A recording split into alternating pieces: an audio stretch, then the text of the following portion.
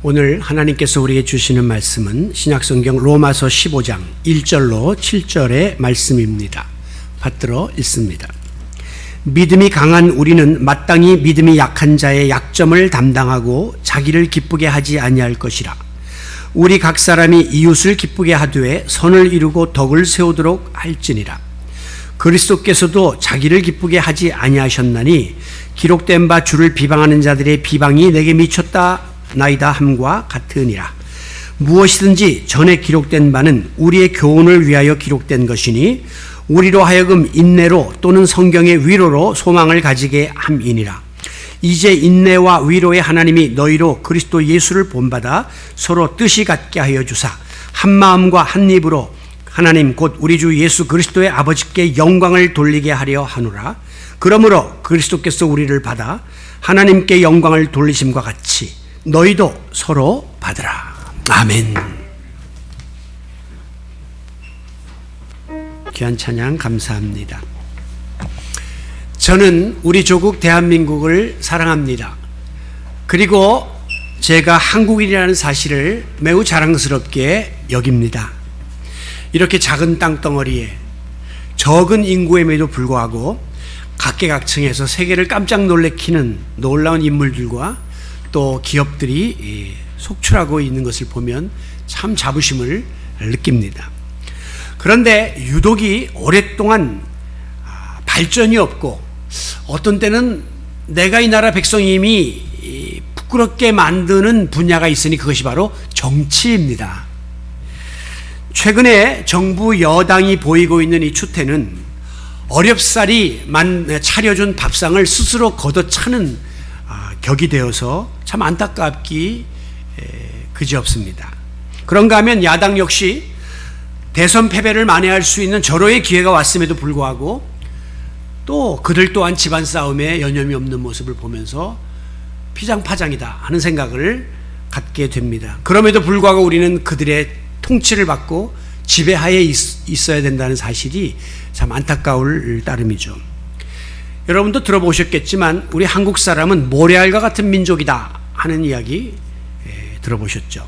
이것은 사실 일제가 주장한 당파성론이라는 데서부터 비롯된 것이라고 합니다. 그들은 조선의 멸망의 원인이 조선 민족의 파벌의식과 분열성에 있다는 사실을 주장하면서 한마디로 서로 싸우고 갈라지기 잘하는 이 분열의 DNA 유전자가 우리 조선인들의 기질 속에 잠재되어 있다라고 보는 겁니다. 그렇기 때문에 이 같은 주장을 함으로써 한국 사람들의 의식 속에 그래 우리 민족은 어쩔 수 없어 우리는 모래알 같은 민족이야 된장덩어리들이야 이러면서 스스로 열등감과 패배의식에 만들고 따라서 일제의 우월한 통치가 조선을 다스릴 수밖에 없다고 하는 이런 정당성을 부여하기 위해서 주창한 것이 바로 이 당파성론입니다. 그런데 어떤 때는 요즘 정치판을 보면 정말 우리 민족의 수준이 이 정도밖에 안 되나 라고 하는 의구심을 품게 됩니다. 벌써 이거 10년도 아니고 20년도 아니고 30년도 아니고 오랜 세월 끊임없는 분열, 다툼, 정쟁에 휩쓸려 있는 것을 보게 되거든요. 노사분규의 현장에서나 국회 앞에서나 심지어 교회 앞에서도 하는 일들이 똑같습니다. 피켓 들고 주먹 쥐고 구호 외치면서 서로 상대를 비방하고 자기들의 정당성을 외치는 이런 현상들은 세계적으로 보기 드문 하나의 어떤 모습입니다. 더구나 우리는 세계 유일의 분단국으로서 같은 피를 나눈 혈육임에도 불구하고 이 북한 정권이 남한 정부를 대하는 언행과 태도, 그들이 구사하는 그 언사 이런 걸 보면 이거는 정상적인 국가가 행할 수 없는 그런 표현들을 쓰고 또 무조건 이거는 타협이나 평화가 아니라 싸우자고 덤벼드는 조폭 집단과 같은 그런 모습을 느끼게 하므로 과연 세계인들이 외부에서 우리 대한민국, 우리 민족을 어떻게 바라보고 평가할지 참 부끄러울 때가 많습니다. 우리는 그들은 공산주의고 그들은 북한 사람이야 이렇게 말하지만 밖에서는 그들이나 우리나 둘 다 코리언입니다. South Korean, North Korean. 코리안이 한국 사람들 다 저래 라고 도매금으로 평가할까봐 두려운 것이죠. 설상가상으로 교회도 마찬가지입니다. 제가 20년 전에 조사한 바에 의하면 대한예수교 장로회라고 하는 간판을 붙인 교단, 교회 말고 교회들이 모여서 이룩한 교단이 약 100개가 넘는다 그래서 경악한 적이 있습니다. 미국은요 그냥 진보교단 하나, 보수교단 하나, 중도교단 하나 이렇게 3개인데 우리는 100개의 교단을 갖고 있어요. 그게 20년 전 이야기인데 이번에 설교를 준비하면서 다시 한번 자료를 보니까 그새 250개로 나왔습니다. 그러니까 대한예수교 장로회에 붙여야 교회가 잘 된다는 거는 다 알고 있거든요. 근데 그게 정말 천차만별의 교단들이 250개나 늘어났다는 것은 세계에 없는 현상이고 정말 우리 민족의 그 민족성 속에 이 분열의 DNA가 있는 거 아니야? 싸움의 유전자가 있는 거 아니야? 어떻게 이럴 수가 있나? 라고 하는 의구심을 품게 만듭니다. 심지어 성도들이 교회에 모여서 함께 찬양하고 기도하고 말씀 보고 또 신앙생활하는 일은 너무나 아름답고 소중한 일임에도 불구하고 교회 안에서조차 시기와 분열과 반목을 일삼는 행태는 상식적으로 이해하기 어려운 매우 수치스러운 일이 아닐 수 없으며 무엇보다도 이것은 하나님의 영광을 가리는 죄라고 저는 생각합니다. 교회 안에서 뭐 의견이 다르고 뭐 갈라질 수 있지라고 생각할지 모르지만 이것은 잘못하면 외부 사람들이 우리를 볼 때 믿는 사람들이 저 정도야 라고 평가할 수밖에 없기 때문에 하나님의 영광을 가리고 하나님의 영광을 가리는 것보다 더 큰 죄가 어디 있겠습니까? 우리는 더 이상 이런 죄를 범해서는 아니 됩니다. 재미있는 이야기가 있습니다. 어떤 사람이 망망대해를 항해하다가 표류하게 되었고 마지막에 어떤 무인도에 도착하게 되었답니다. 그래서 그곳에서 3년 동안을 홀로 생활을 하다가 마침 지나가는 선원들에게 발견이 되어서 극적으로 구조되었습니다. 그 섬에 상륙한 선원들이 보니까 구조물이 3개가 지어져 있는 것을 볼 수 있었습니다. 그래서 그에게 물었어요. 당신 혼자 살지 않았느냐? 그렇다고. 그런데 왜 여기 건물은 3개를 지어 놓았느냐? 그랬더니 그 사람이 설명하기를 가운데에 있는 이 구조물은 내가 숙식을 하던 집이다. 그러면 오른쪽은 뭐냐 했더니 저 오른쪽은 내가 지금 가서 예배드리고 기도하고 하는 교회다. 그럼 저 왼쪽 건 뭐냐 했더니 그거는 전에 내가 나가던 교회다. 그렇게 말하더라고요. 한 사람이 살고 있는데도 마음속에 변덕과 실증과 갈등이 있어서 뭐가 수틀려서 나와가지고 건물을 떠져갖고 그 건물 이 교회에서 예배를 드리고 있는 거예요. 뭐 빛이 잘 안 들어서 그럴 수도 있고 습기가 차서 그럴 수도 있고 하여간 뭐가 마음에 안 들어서 교회를 문 닫고 이쪽으로 옮겼다고 하는 이야기죠. 웃지 못할 그런 교훈을 주는 이야기입니다. 여러분, 오늘날 한 교회 안에 온갖 유형의 성도들이 함께 모여서 신앙생활을 하는 것은 쉬운 일이 아닙니다. 왜? 교회도 사람들이 모인 일종의 사회적 집단이기 때문이에요. 특별히 그러다 보니까 여러 사람과의 관계성에 있어서 예기치 못한 어려움과 충돌에 처할 때가 있습니다. 오늘 본문은 신앙 공동체가 하나가 되지를 못하고 분열하고 있는 로마 교회를 염려하면서 사도 바울이 보낸 편지의 내용이 기록되어져 있습니다. 당시의 로마 교회는요, 핵심 세력이 유대교를 믿다가 개종한 그리스도인들이 그 교회의 주도권을 쥐고 있었습니다. 그런데 그 로마에는 정통 유대교를 믿는 사람들이 또한 함께 지내고 있었어요. 그렇기 때문에 이 둘 사이에 끊임없는 갈등이 심화되었습니다. 정통 유대인들이 볼 때는 개종한 유대인들은 배신자죠. 또 이 개종한 회개한 유대인들이 볼 때는 정통 유대인들은 불쌍하기 그지없는 어리석은 자들이에요. 둘이 서로 만나면 싸우고 논쟁하고 갈등을 일으키다가 마침내 그 둘 사이에 폭력이 가해지고 이것이 폭동으로 비화하게 되었습니다. 그러자 로마 황제 클라우디우스라는 황제가 이 유대인들끼리의 이 문제를 갈등을 해결하기 위해서 이 로마에 살고 있는 모든 유대인은 다 타지로 나가라 라고 추방명령을 내리게 되었습니다. 할 수 없이 로마 교회를 지키던 중심 세력인 그 유대인들도 로마를 떠날 수밖에 없었습니다. 그러면 그 교회에 누가 남았느냐? 그 당시에 이방인 출신 그리스도인들이 또 있었는데 그들은 그동안 비주류 세력으로 유대교 출신 기독교인들에게 밀려 있었는데 그들이 다 타지로 가니까 이제 그 로마 교회는 이방인 출신들이 주도권을 잡게 되어서 주객이 전도되는 일이 벌어지게 되었습니다. 그로부터 4년이 지난 AD 54년에 우리가 잘 아는 네로 황제가 유대인들은 다시 로마로 와도 좋다라고 귀한 명령을 허락합니다. 그러자 유대교 출신 그리스도인들이 다시 교회에 와보니까 웬걸 이방인 출신들이 다 잡고 그냥 교회를 끌고 가고 있거든요. 그러니까 이 두 세력 간의 충돌과 갈등이 생겨나기 시작했습니다. 그러니까 로마 교회 교인들 간의 갈등은 유대인 출신 그리스도인과 이방인 출신 그리스도인, 믿는 사람끼리 그 교회 안에서 주도권 다툼으로 인해서 갈등이 일어나게 된 겁니다. 그러자 이 같은 사실을 전해들은 사도 바울은 이 둘 사이의 분열을 중재하기 위해서 로마 교회에 펜을 들어 편지를 써서 보냈는데 그 내용을 묶어놓은 것이 바로 로마서란 말이에요. 오늘 우리가 읽고 있는 로마서가 바로 그런 배경 아래에서 쓰여진 책이다 하는 사실을 기억하시기를 바랍니다. 그러므로 내용의 핵심은 이방인 출신이든 유대인 출신이든 다 그리스도인인데 왜 교회에서 자꾸 다투고 있는가? 분쟁을 그치고 서로 용납하고 하나가 되어서 하나님께 영광을 돌리는 교회와 성도들의 본질을 회복하라고 강력하게 사도 바울은 권면하고 있습니다. 웨스트민스터 소요리 문답이라는 것이 있습니다. 거기에 보면 제 1번이 뭐냐면 인간의 제일 되는 목적이 무엇인고 이렇게 묻습니다.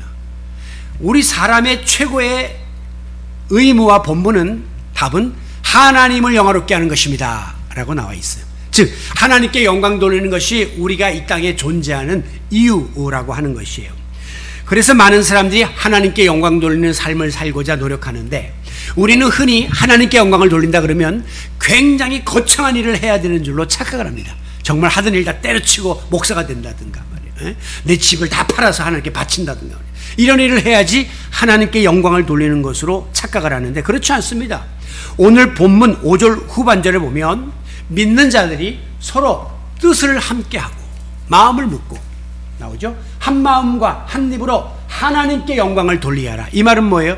뜻을 같이 하면 하나님께 영광을 돌리게 되고 한 마음 한 입으로 사랑으로 하나 되면 하나님께 영광을 돌리는 결과가 된다라고 분명하게 밝히고 있습니다. 이것은 마치 자녀들이 부모님을 기쁘게 하고 부모님의 위상을 높이는 방법 중에 뭐 세상에서 잘 되고 출세하고 돈 많이 벌어서 부모님을 기쁘게 드리는 방법도 있겠지만 사실은 형제간에 우애하고 서로 사랑하며 화목할 때 부모는 더 보람을 느끼고 자식들을 더 자랑스럽게 여기는 것과 같은 이치입니다. 마찬가지로 뭐 교회를 크게 짓고 많이 모이고 하는 이런 목적을 이루려고 하다가 교회에서 분열이 일어나고 싸우는 것보다 성도 간에 규모가 작든 뭐 구애치 아니하고 사랑으로 하나 되어서 한 마음으로 주님을 섬기면 하나님은 그것을 더 기뻐하시고 하나님은 영광을 받으신다는 말씀이죠. 특별히 우리 그리스도인들이 앞서도 말씀드린 것처럼 근래에 들어 우리 노예만 해도 지난주일 노예 관련된 임원들을 만났는데 분쟁을 일으키는 교회가 참 많아요. 목사님 오신 지 7개월밖에 안 됐는데 지금 분쟁이 나서 목사가 사표낸 교회도 있고 목사님 모시고 위임 투표까지 해서 1년밖에 안 됐는데 또 나가라 해가지고 지금 교회 안에서 파가 갈라진 교회도 있고 또 오랜 동안 5년 동안 분쟁하고 사회법정에까지 가고 텔레비전까지 나오다가 결국 서로 갈라선 교회도 있고 하여간 분쟁이 적지 않게 많이 일어나고 있습니다. 이것은 정말 하나님의 영광을 가리는 죄입니다. 간혹 가다 보면 시사 프로그램에 교회에 분쟁하는 모습이 방영되는 경우가 있죠. 거기에 보면 믿는 사람들이 막 십자가 앞에서 싸우고 멱살을 잡아 끌고 소화기로 막 교회를 깨고 막 이러면서 들어가는 걸 보는 그리스도인들 불신자 중에 교회 가고 싶은 마음이 들 사람이 어디 있겠습니까? 교회 나가는 사람조차도 식구 중에 나가지 말라고 아마 발목을 잡아 끌을 거란 말이죠. 하나님의 영광을 가리는 일은 이렇게 다툼과 분열에서부터 파생된다는 사실을 기억하셔야 합니다. 오늘 본문 1절에 보면 믿음이 강한 자는 마땅히 믿음이 약한 자의 약점을 담당하고 그랬어요. 교회 안에도 상대적으로 믿음이 강한 사람이 있고 좀 약한 사람이 있는데 믿음이 강한 자의 책임이 더 크다는 거예요. 약한 자는 아직까지 뭘 모르고 그럴 수 있는 힘이 없으니까 그 사람의 약점을 함께 져야 된다는 것이죠. 또 2절에 보면 이웃, 다른 사람을 기쁘게 하고 선을 이루고 덕을 세우도록 하는 것이 그래서 교회의 주도권을 진 강자의 역할이다 하는 것을 명확하게 기록하고 있습니다. 대부분의 교회들이 당시 로마 교회도 그렇고 믿음이 강한 사람은 교회의 주도권을 쥐고 목소리를 크게 높이고 그렇지 않은 사람들을 다스리고 따라오라고 하고 무시하려고 하는 풍토가 있었기 때문에 이런 말씀을 전하게 된 것입니다. 앞서 말씀한 것처럼 교회도 일종의 사람들이 모인 사회적 집단이기 때문에 교회 안에는 여러 유형의 사람들이 공존하고 있습니다. 여러분, 같은 어머니 밑에서 태어난 자녀임에도 불구하고 아이들이 성격이 다르고 지능이 다르고 생김새가 달라요. 심지어 같은 시간대 태어난 쌍둥이들도 자세히 들여다보면 뭐가 달라도 다르다는 겁니다. 그리고 쌍둥이고 그러면 많이 같을 것 같은데 자라면서 보면 완전히 다른 그런 캐릭터를 갖고 있다는 이야기를 듣지 않습니까?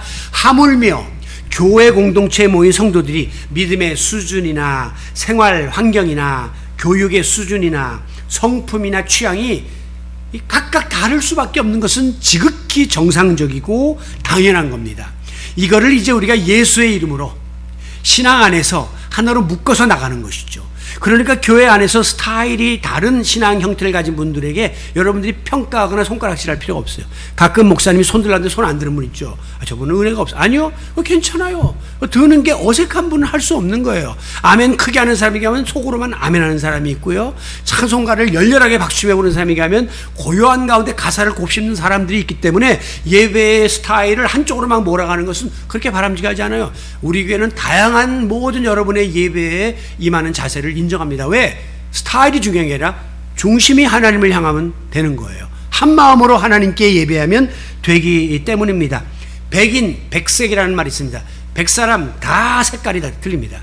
각양각색이라는 말도 있죠. 모양과 특징이 다른 것이 정상이라고 하는 것이에요.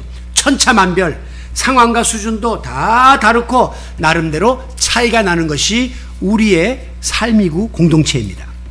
그런데 세상 사람은 속이 편해요. 왜냐하면 내가 좋고 마음에 들고 편한 사람 만나요. 그러다가 내 마음에 안 들고 수틀리면 안 보고 단교해요. 누가 뭘 할 수 없어요. 세상 사람들의 기준이 납니다. 그런데 주 안에서 형제자매된 우리 그리스도인들은 그래서는 안 되고 그럴 수도 없습니다.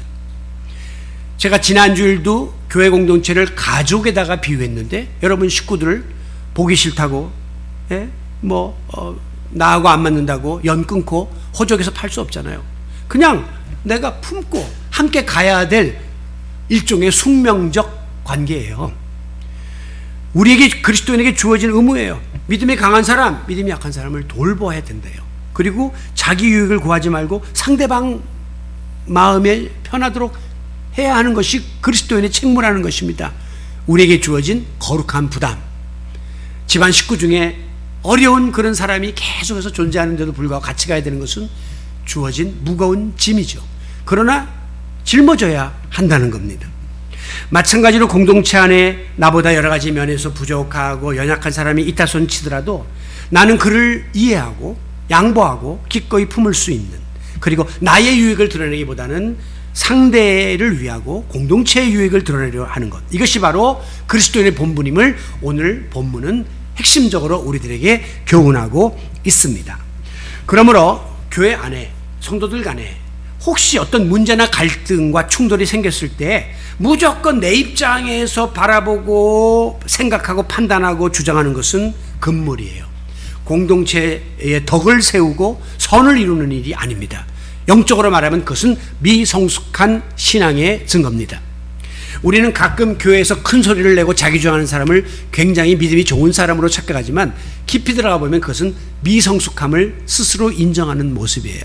우리가 아이들 보면, 아직 철들지 않은 아이들 보면 무조건 자기 생각대로 자기 뜻대로 안 되면 땡깡 부리고 그냥 나자빠집니다.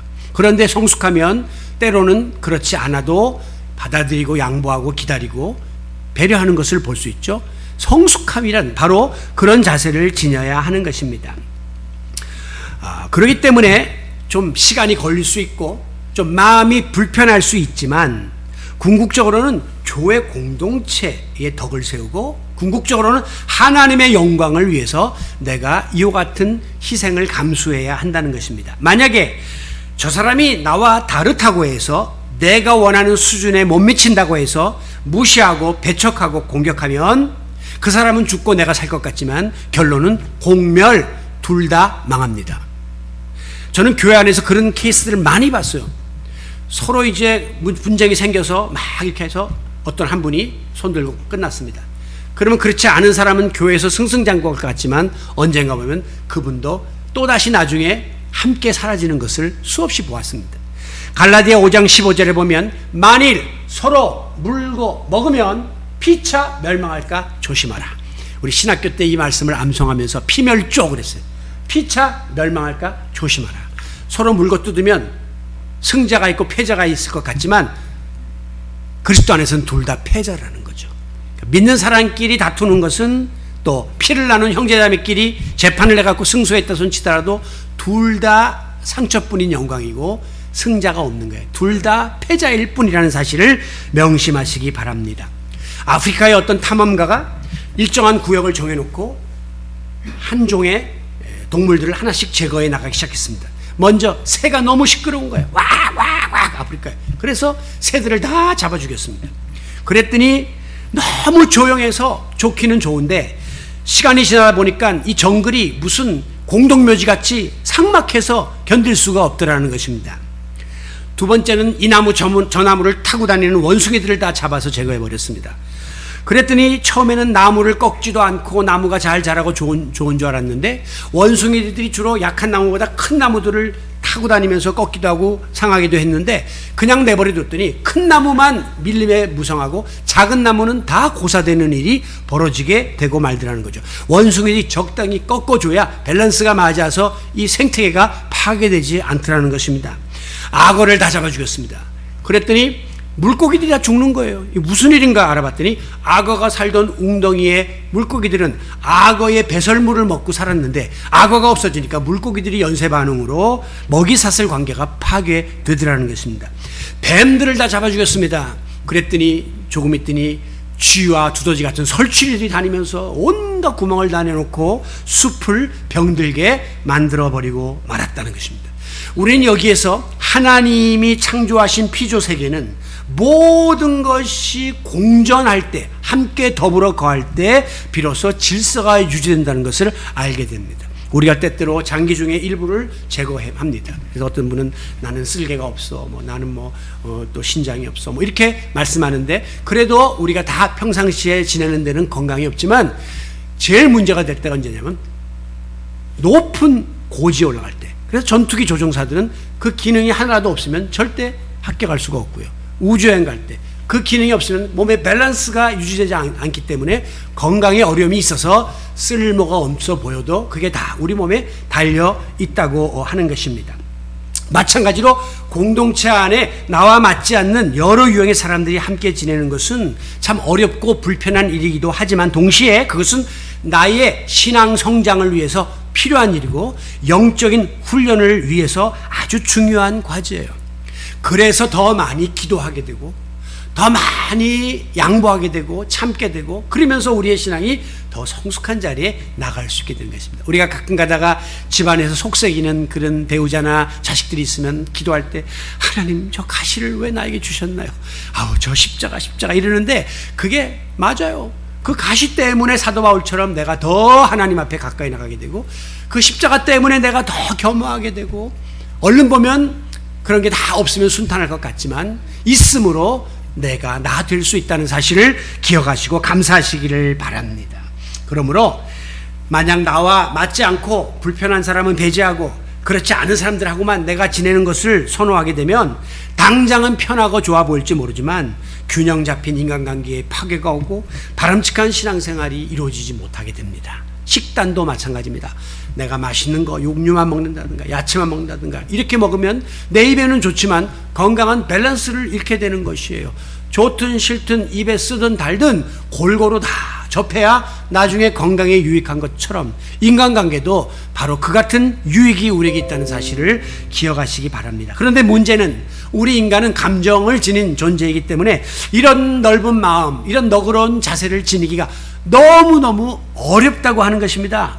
성품상 안 되는 거예요. 오늘 나눔 시간에도 나올 수 있지만 내 성격상 싫은 거예요. 이걸 어떻게 내가 감당할 것인가. 그래서 오늘도 우리는 말씀을 통해서 도전받고 깨닫고 나의 흐트러진 마음을 다스릴 수 있도록 위로부터 힘을 공급받고자 만사를 제쳐놓고 하나님의 전에 예배하러 나온 겁니다. 오늘 4절에 보면 무엇이든지 전에 기록된 바는, 전에 기록된 것은 성경 말씀이죠, 우리에게 교훈을 위해서 기록된 것이다. 전에 기록된 말씀들을 보면 여기 온갖 케이스들이 나오면서 오늘 내가 어떻게 살아야 될 것인가시 다 가르쳐진다는 거예요. 우리로 하여금 인내로 또는 성경의 위로로 소망을 가지게 함이니라. 내 힘으로 내 의지로 안 되는데 말씀이 가르쳐주고 있는 이 교훈을 따라서 내가 배우고 깨닫고 실천하고자 애씀으로 때로는 말씀을 통한 인내가, 때로는 말씀을 통한 위로가 우리로 하여금 소망 가운데로 바른 길로 인도해 주신다고 하는 것입니다. 하나님은 그래서 우리에게 성경 말씀을 주셨어요.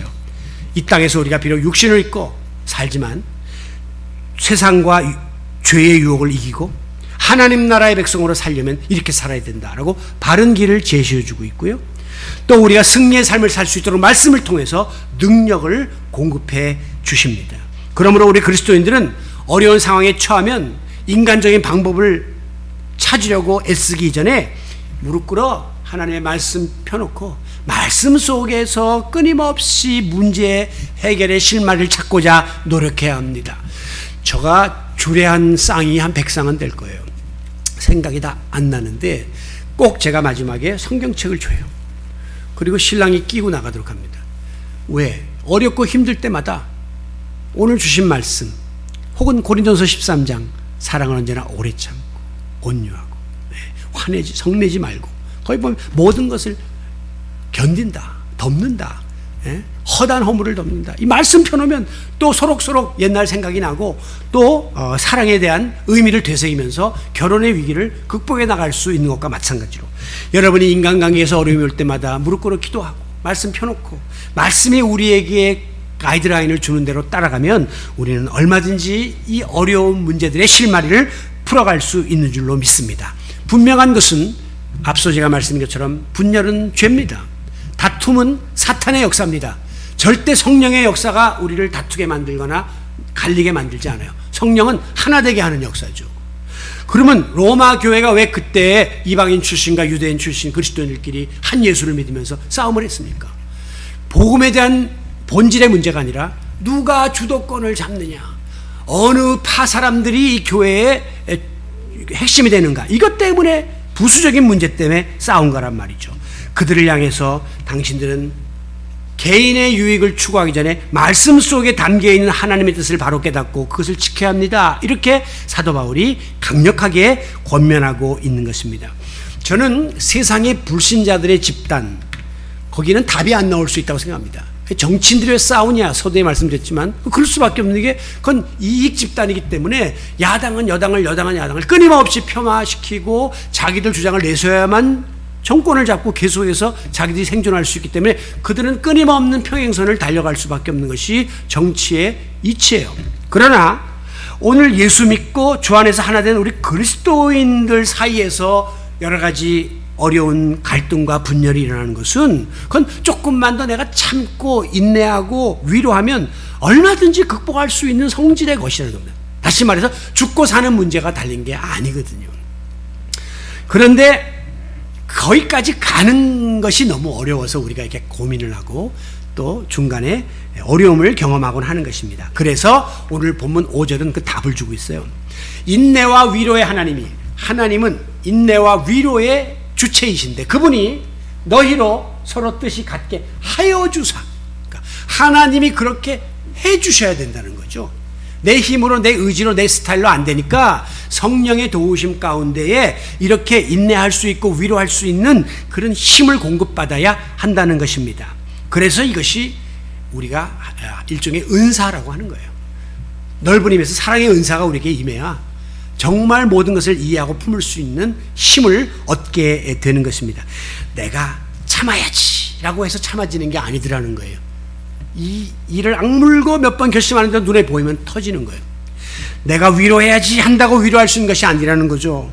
하나님이 말씀 가운데 위로를 베풀어 주실 때에 내가 남을 위로할 수 있고 그 결과가 인내와 위로로 소망 가운데 우리의 앞길을 인도해 준다고 오늘 말씀은 밝히고 있습니다. 그러므로 우리 신앙 공동체 안에서 다른 사람과의 관계성 속에 어려움이 생길 때에는 인간적인 노력 이전에 항상 말씀을 통해서 기도를 통해서 하나님께서 우리에게 이 모든 문제를 해결할 수 있는 힘과 능력을 달라고 구하는 이 일이 전제되어질 수 있기를 바랍니다.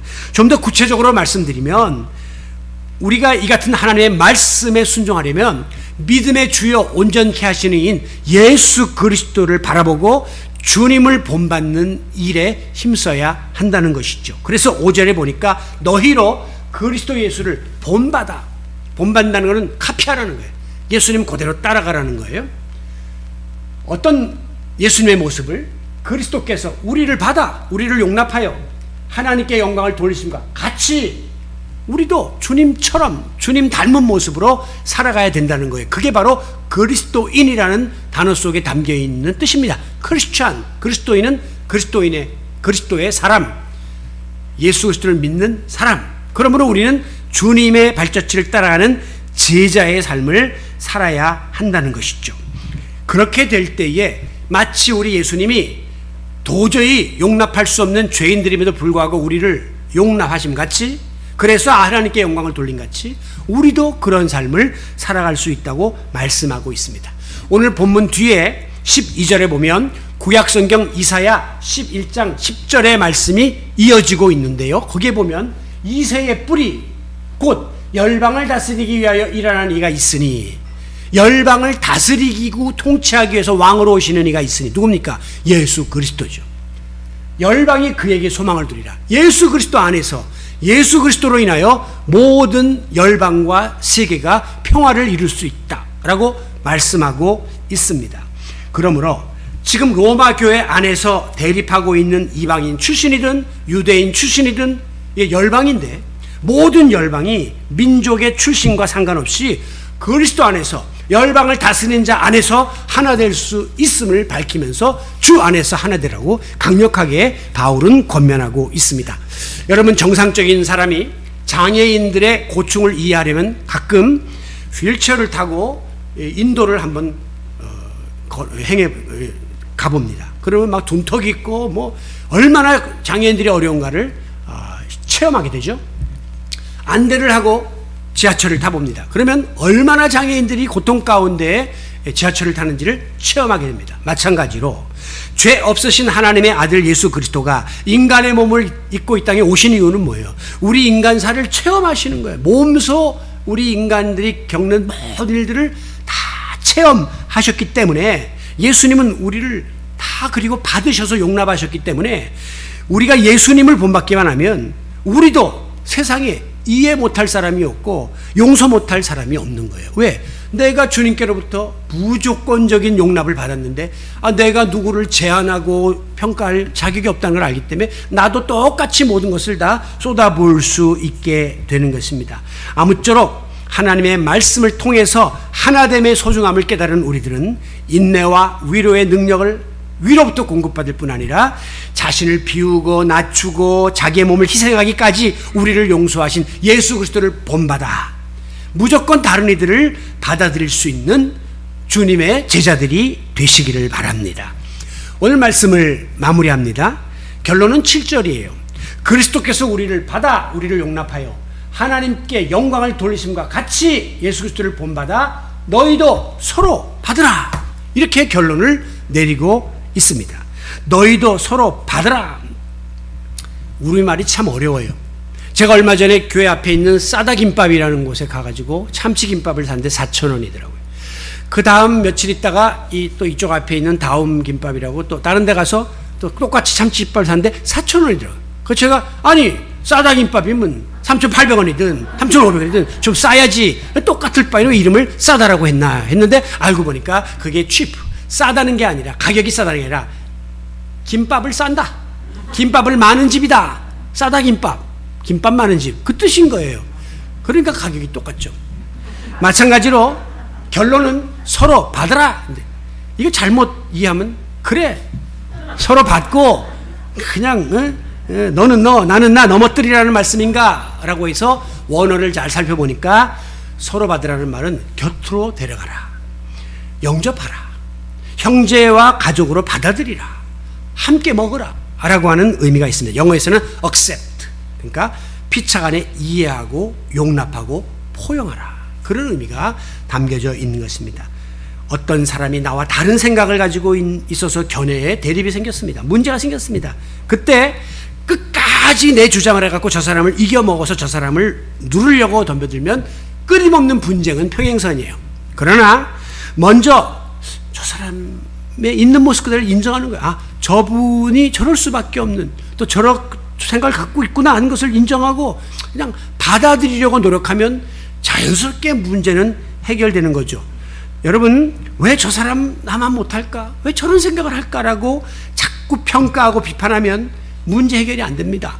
우리가 흔히 가정에서 부부 사이에도 남편은 아내를, 아내는 남편을 왜 저럴까? 저분은 왜 저렇게 말을 하고 저런 행동을 할까라고 못마땅하게 생각하면 계속 분쟁만 일어날 뿐이에요. 특별히 부모님들이 자녀를 대할 때 아이고 저놈 저거 내가 저걸 낳고 미역국을 먹었나? 쟤는 왜 저렇게 잠자리도 자기가 저건 왜 저거는 밥을 저렇게 하고 늦게 들어오고 계속해서 아이를 그렇게 평가하면 그 아이는 끝없이 그 길로 가는 것이고 부모와의 간극이 좁혀질 수가 없는 것이에요. 이해해야 합니다.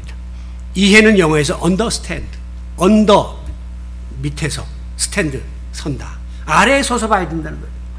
내가 부모 입장에서 내가 더 우월하다는 생각을 가지고 계속 보면 비판하고 평가하고 매 못마땅하니까 공격하니까 다툼이 일어날 수밖에 없지만 낮은 자리에서 눈높이를 맞추고 보면 그래 이해가 된다. 우리 남편이 어릴 때 굉장히 가난했다 하던데 우리 집사람이 사랑을 너무 많이 받고 자랐다고 하던데 우리 애들이 부모의 관계성 속에서 부모와의 그 교제가 없더니 저렇게 애가 외톨이가 되는구나. 자꾸 문제가 깨달아지기 시작하면서 그러니 지금이라도 이 문제를 풀어야지 라고 문제 해결의 실마리를 찾을 수 있다는 것이죠. 여러분, 하나님께 영광을 돌리기 원하십니까? 무슨 거창한 일 안 하셔도 됩니다. 다 때려치고 막 올인 주의 일에 그것만이 하나님께 영광 돌리는 일이 아니라니까요. 내 주변에 나보다 믿음이 연약하든 생각이 좀 연약하든 코드가 안 맞든 뭔가 하여간 좀 부족하고 모자라는 형제자매들이 있다 할지라도 그를 이해하고 품고 받아들이시기 바랍니다. 단지 서로의 차이가 있을 뿐이지 옳고 그름의 차이가 아닙니다. 그분은 그렇게 생각하고 있고 나는 이렇게 생각하는 차이지 그 사람 틀리고 나는 옳아라고 생각해서는 안 된다고 하는 것이죠. 그리할 때 마치 초대교회 교인들이 당시에 세상 사람들이 경험하지도 못했던 상상도 못했던 것처럼 서로 모여서 유무상통하고 막 사랑의 나눔을 실천하는 모습을 보고 그들의 하나됨을 보고 그들은 초대교회 교인들을 향하여 하나님의 자녀다라고 박수를 쳤습니다. 인정받았습니다. 그리고 누가 오라 하지도 않았는데도 자기 발로 날마다 믿는 자의 수가 더해지는 놀라운 열매를 맺음으로 궁극적으로 하나님께 영광을 돌렸던 것 같은 그런 놀라운 역사들이 오늘 이 시대에도 우리 드림의 공동체를 통해서 여러분 개개인을 통해서 계속해서 나타날 수 있게 되기를 마지막 승천하시 직전까지 제자들이 하나 되기를 위해서 기도하셨던 우리 주 예수 그리스도의 이름으로 축원합니다. 존귀하신 아버지 하나님, 우리를 아름다운 공동체로 묶어주시니 감사합니다. 귀한 만남들을 허락하셔서 여기까지 지내올 수 있도록 인도하심도 감사합니다. 그러나 연약한 인간인지라 때때로 나와 생각이 다르고 또 방향이 달라서 충돌도 있고 오해도 있고 부딪힘도 있었던 것도 사실입니다. 그러나 오늘 로마 교회의 분쟁을 해결하기 위하여 바울이 제시했던 이 귀한 교훈을 다시 한번 되새깁니다. 하나님의 말씀 앞에 서서 주의 뜻을 실현하게 하시고 내가 부족하니 하나님이 그렇게 나에게 해달라고 기도하며 주의 도우심을 구하게 하여 주옵소서. 그리하여 우리 예수 그리스도를 본받고 주님이 온갖 수모 가운데에서도 개의치 아니하시고 하나님의 뜻을 이루므로 영광 돌렸듯이 오늘 우리도 그 같은 그리스도를 본받아 하나님을 영화롭게 하는 삶을 살아가는 주의 제자들이 되게 하여 주시옵소서. 예수님의 이름으로 기도하옵나이다. 아멘.